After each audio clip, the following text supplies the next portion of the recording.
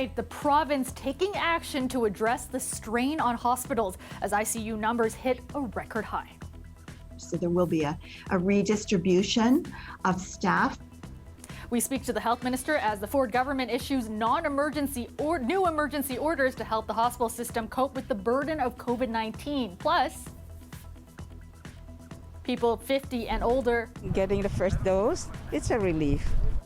People 50 and older are able to get a shot at a city-run clinic starting today, while pop-up clinics ramp up vaccinations in high-risk neighborhoods. And we're going to have people there on the ground, so we're able to be a bit agile in terms of adding service where needed.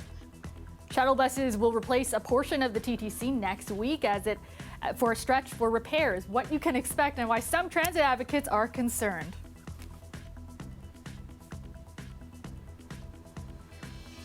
Good evening, I'm Kelda Yoon. As the number of infections continue to surge and hospitals buckle under the strain of patients in intensive care units, the province says it's taking action to maximize hospital capacity and preserve resources. Now, the Ford government is issuing 2 new emergency orders. One will allow hospitals to transfer patients without their consent if the hospital's capacity is in danger of being overwhelmed.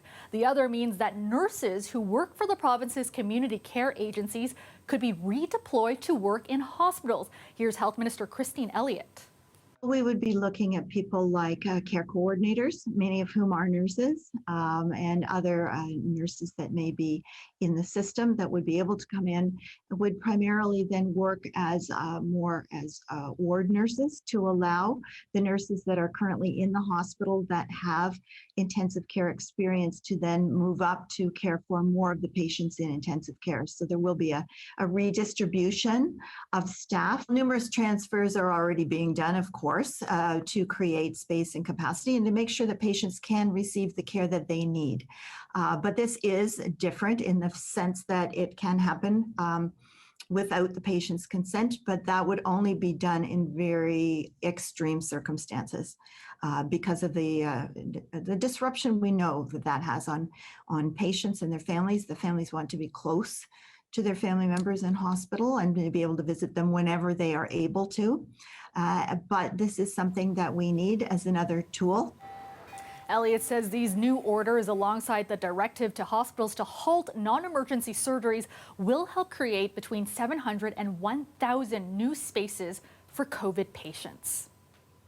The province is reporting more than 4,000 cases of COVID-19 today. That is the second highest daily count since the pandemic began. And we mentioned the incredible strain our healthcare system is under. That was illustrated in today's ICU numbers. 552 people are now in intensive care units in Ontario hospitals. That's a new record. As Lorena Redicott reports, doctors are bracing for things to get even more dire.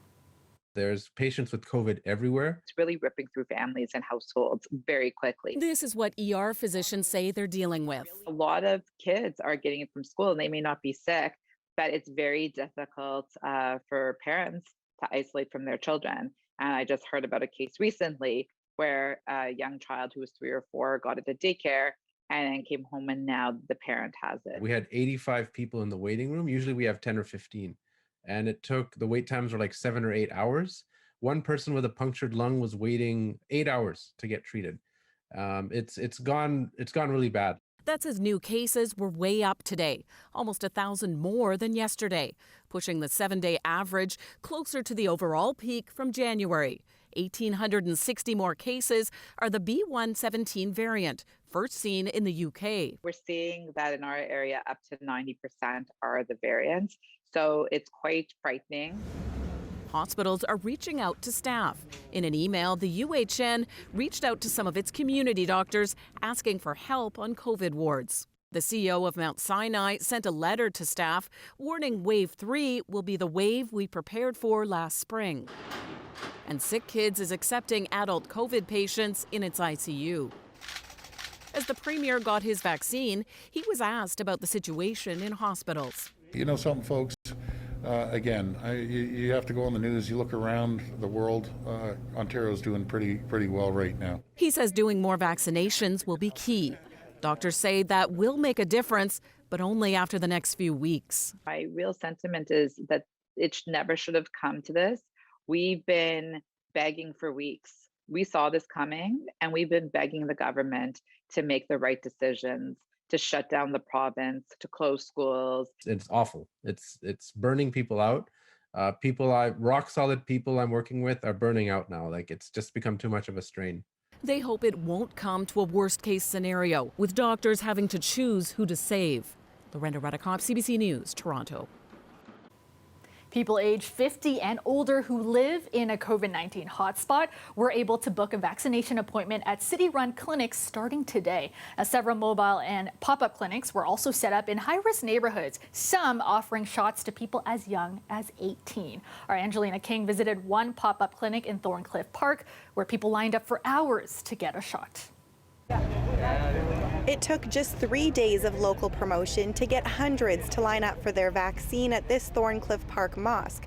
The pop-up site is offering vaccines to anyone 18 and older who lives in the area, which is considered a hot zone. 18-year-old Nigella Balabat just made the cut. Feels great. I think that this is like a great opportunity for the neighborhood, especially because we're very highly affected by the COVID. Residents say the several-hour wait was worth it. Pretty much excited. We're happy that we're vaccinated now. We're, a step closer to getting safe and secured. It's not nice to be in a hot zone that's been designated to have this kind of thing done, but it's good to have some progress made towards this ending. Organizers say bringing the vaccine to the mosque has helped address hesitancy. The lineup is proof it's working. Plus, Ilyas Mullah says people are becoming more afraid of the virus. People see the number of infection increasing, so I think that's a concern. And a lot of people who has families, they got COVID recently. As of early this morning, the city says more than 684,000 vaccine doses had been administered in Toronto.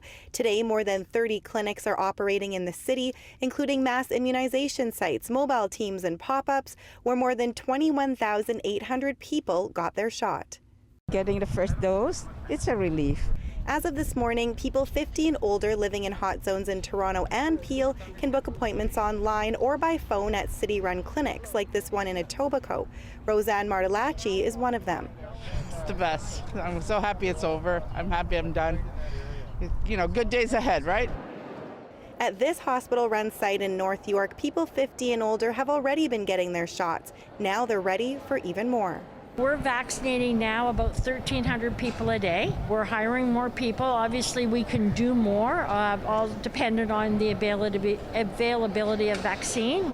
There's no timeline for when everyone eligible in hot zones will get their shot. Mobile teams are still being coordinated. Shran Isaacs is helping with that and says success comes from listening to community agencies.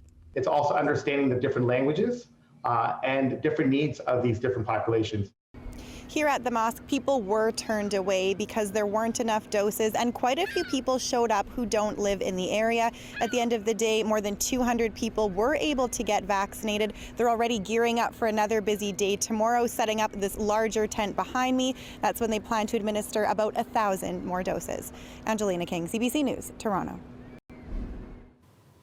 We're learning tonight that 2 employees working at City of Toronto mass vaccination clinics have tested positive for COVID-19. Toronto Public Health says one of the employees worked at the Metro Toronto Convention Centre clinic between April 2nd and the 5th. The other was at the Scarborough Town Centre clinic from March 31st to April 2nd. The city says the employees were wearing personal protective equipment and following distancing guidelines, and that the risk to the public is extremely low. Still, they're asking anyone who was at either clinic during those time periods to self-monitor for symptoms. The clinics have been cleaned and are continuing to operate.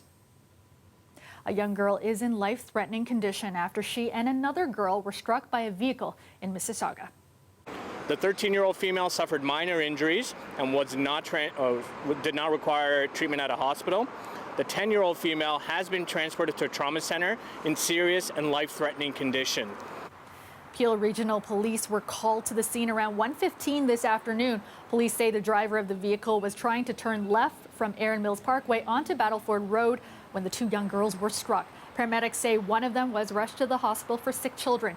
The driver remained at the scene and is cooperating with police. Officers are asking anyone who witnessed the crash to come forward. All right, let's go to Colette Kennedy now with a first look at the forecast. And Colette, another beautiful day once those clouds cleared. Yeah, really nice once we got those clouds out of here and a few of those isolated showers as well. Beautiful conditions and warm temperatures, and the mild air is staying in place for a few days yet. Let me show you what's happening, though. We do have some active weather kind of here and there. Now, we're talking about some thunderstorm activity right around southwestern Ontario, and that's going to carry on till just after midnight, and then we'll start to see that winding down.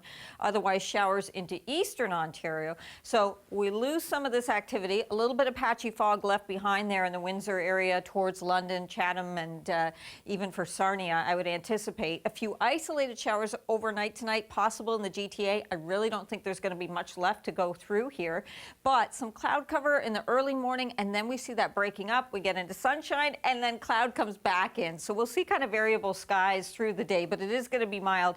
And southwestern Ontario, how about this? A return Saturday night to another band of rain and some embedded thunderstorms, strong winds as well. So that'll be something to watch for. It's going to be coming towards the GTA, though, as we head into Sunday morning. I'll have more on that coming up. Now, less people are riding on the TTC during the pandemic. According to the Toronto Transit Commission, ridership has been down by up to 70%. So this coming Monday, it will be closing the subway from St. George Station to St. Andrew for 10 days to accelerate much-needed repairs. Our Dahlia Ashry joins us live from St. George Station. So, Dahlia, what is some of the work that will be done, and what can commuters expect? Well, Kelda, everything from station cleaning to track upgrades, just to name a few. Now, I spoke to a TTC spokesperson earlier today. She told me there will be 60 buses running here about every minute during rush hour. And TTC Light also says that the ridership has gone down by 70% during COVID. But some of the riders I spoke with today expressed that the subways are still very packed, and they noticed that some people are not following the COVID safety protocols, like maintaining that social distance or wearing their masks. So even though TTC says that there will be buses running every minute, they're still expressing concerns on potentially riding onto a packed bus and what that would mean for their health, the risk concerns, the exposure to more people. Omer Lifshitz is a paramedic at Sick Kids Hospital. Most days he commutes to work from St. George Station. Not very comfortable. It's very full. Lots of people not wearing masks. I would really appreciate more enforcement. And he's not the only concerned rider. It hasn't been a smooth ride for Azeen Haidari either. We have all these people and the same amount of trains, and even right now I was sitting next to someone. They just sat right next to me. What are you going to say? I'm going to have to get up. But with the ridership down by 70% and the April break for schools coming up, the Toronto Transit Commission says this is the best time to do maintenance work, hoping to have 2 years worth of upkeep work accomplished in those 10 days. The last closure was in March. That's why this TTC spokesperson says with shuttle buses running every minute, they're prepared. And we're going to have people there on the ground. So the staff there, if they notice that, there are issues or we need more shuttle buses or lines are starting to form, we're able to be a bit agile in terms of adding service where needed.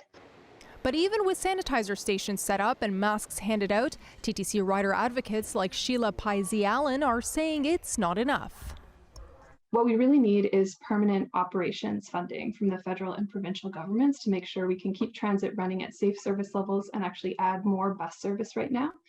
But in the case of the subway shutdown, we just need to make sure that there's enough service so that people aren't getting crowded onto buses. Ontario's Ministry of Transportation says it has already committed up to $2 billion to the province's municipalities through the Safe Restart Agreement to keep the transit systems running. As for Haidari, she's proposing an alternative to the closures. I always say it's going to be frequent, and it's not. I've been taking the subway like my whole life here. It's not going to be frequent. It's going to be rammed. People are going to be confused. Everyone's going to be like next to each other. So I guess the best thing that they can do at that point would be to maybe do it at night when people aren't traveling.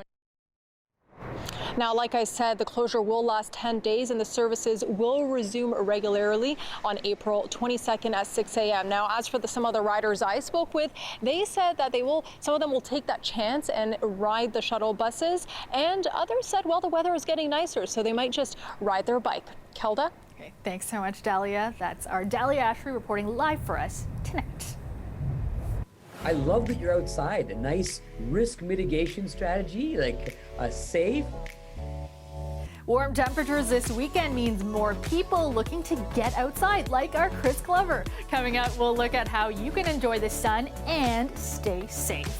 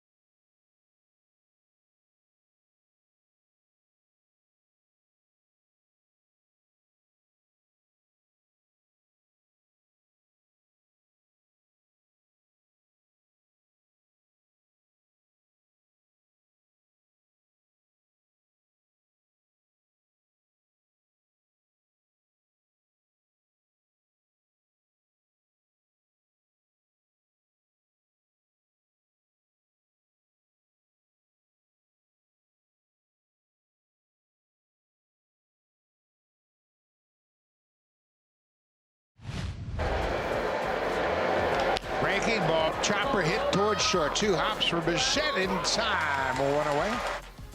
The Blue Jays looking for a win to tie the series against the Los Angeles Angels, but things got off to a bad start for the Jays. The Angels scoring 4 runs in the second inning and 3 more in the 5th. The Jays didn't get on the board until the bottom of the 8th. Marcus Semien running in to score after a wild pitch. They avoid a shutout, but this game wasn't even close. The Angels win 7-1 and take a 2-0 lead in the series. Well, it's shaping up to be a really nice weekend to be spending time outdoors, but there are questions around what are considered safe activities and what behaviors could increase your risks of COVID-19 transmission. Our Chris Glover has more on what you should keep in mind as you're heading out the door. Outside, fresh air is constantly moving, dispersing respiratory droplets that carry the coronavirus from an infected person to another. I love that you're outside. A nice risk mitigation strategy, like safe, GTA infectious disease physicians say even with the variants, outdoors the virus has less chance to accumulate and become harmful. Increased ventilation lessens the chance of there being a strong concentration of particles that can infect you. Outdoors, we don't have to worry about ventilation because it's the most well-ventilated place on Earth. How about the crowds at Trinity Bellwoods Park last summer? This was how the Premier reacted back then. I was absolutely shocked. There were tons of people who were outraged last summer, for example, when we saw all those people right here at Trinity Bellwoods Park, where I am today. Was that concern and worry warranted? I find that when people are seeing people doing something leisurely, or it's perceived as leisurely, people get mad at that, even if the risk is small. If you look at it, a month afterwards, there was no increase in COVID transmission. So not to say that there probably wasn't a case or two, but the point is it pales in comparison to the types of transmission we see in indoors.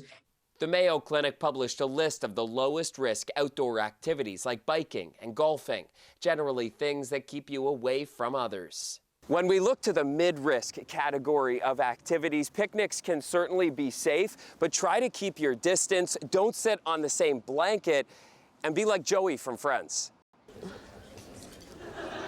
Joey doesn't share food!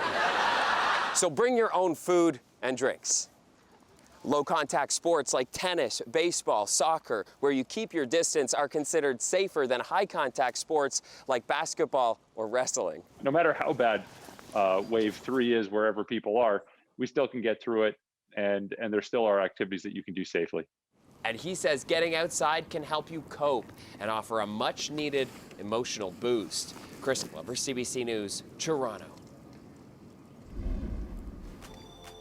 And it's mainly clear this evening with some cloudy periods overnight. Currently 14 degrees downtown. Let's go back to Colette now. And Colette, I was out for much of the afternoon. People in shorts and t-shirts. We'll probably see more of that tomorrow. I know, it happens. I mean, hey, in some parts of Ontario, we've been seeing, well, yesterday, some high 20s. So, I mean, I can understand shorts then. When we're closer to the high teens, well, that's your choice, right? And yeah, you're going to have that choice for tomorrow because we do have mild air still in place. But we do get into some increasing clouds on Saturday. And by overnight, Saturday in the GTA, rain will move in. That's going to start earlier. So this is going to be tomorrow into the evening hours. We'll see that into southwestern Ontario with some heavier rain bands. Towards Toronto, it lingers into Sunday morning. Then we get into some clearing, so the whole day won't be wet. But like I said, watch these temperatures. They're still going to be up there. I'll show you that 5-day forecast in just a moment. These were the daytime highs today. So, okay, this is pretty unusual for this time in April. These are definitely above seasonal, but they've actually just come down from where they were yesterday. Well, tomorrow they'll go back up again. Let me play this out for you. We do have some active weather through southwestern Ontario. That's going to clear up as we go towards 1, 2 a.m., but some patchy fog left behind. A few isolated showers are possible back towards the western shores of Lake Ontario and into cottage country. Not much there to deal with. Bit of cloud cover in the morning, then sunshine, and then some clouds come back in. A lot of this higher level, though, so it just kind of changes the sky conditions. It's still going to feel sunny until we really see it thickening up later in the evening. But into those evening hours, here comes this next band of rain and some embedded thunderstorms. Winds will be very gusty here into southwestern Ontario. Yes, again. And we may be seeing 15, 25 millimeters, even more than that locally with some embedded storms there. By Sunday morning, we're talking about that steady rain moving right on through the Golden Horseshoe region. And then we get the breaks into the second part of the day on Sunday before it wraps around and comes back at us once again. There you go tonight with your temperatures in southwestern Ontario. How about 26 degrees? Yeah, London, 27 tomorrow afternoon. Temperatures for the Golden Horseshoe, 10 to 12 degrees for the overnight lows. And get away from the lake, and tomorrow you could see some mid-20s here. See, I've got 25 into Markham. Sunday, with that sun that we get into the afternoon once the rain moves through, likely see that temperature going back up into those upper teens, and then things start to calm down temperature-wise a little bit, not necessarily with the active weather pattern, Kelda, as we go into next week. Thanks so much, Colette. The weather is brought to you by Trane, the most reliable heating and cooling brand. We test, so it runs. It's hard to stop a train.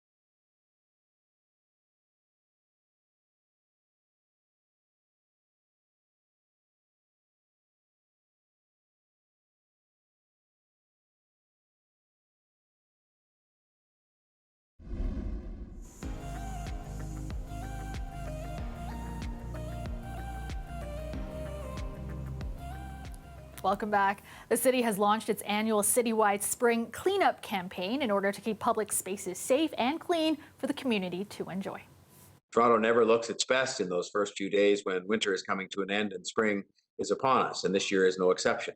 And so we are working right now at cleaning up our public spaces for spring and to prepare those spaces for anticipated increased use in the warmer months. During the next month, about 1,400 workers will be ensuring public spaces across the city are safe and clean. The highly coordinated cleanup effort will help to refresh parks, ravines, sidewalks, and other spaces. Park washrooms that were closed for the winter will be opening up next week. That's almost a full month ahead of schedule. And this may look like people turning up at a flower park, but it's actually part of a test by the Dutch government as it tries to slowly reopen public spaces. The park is planning to play host to 5,000 visitors a day this weekend. They'll be tested for COVID-19 and given paperwork before entering. Now, that's a contrast with past years when crowds lined up to get a glimpse, and more than 1.5 million people visited the park annually. And that is our show for you tonight and for the week. Thank you so much for watching. Maribel Tarouk has your next local newscast tomorrow at 6. I will see you back here on Monday. Have a great weekend, everyone.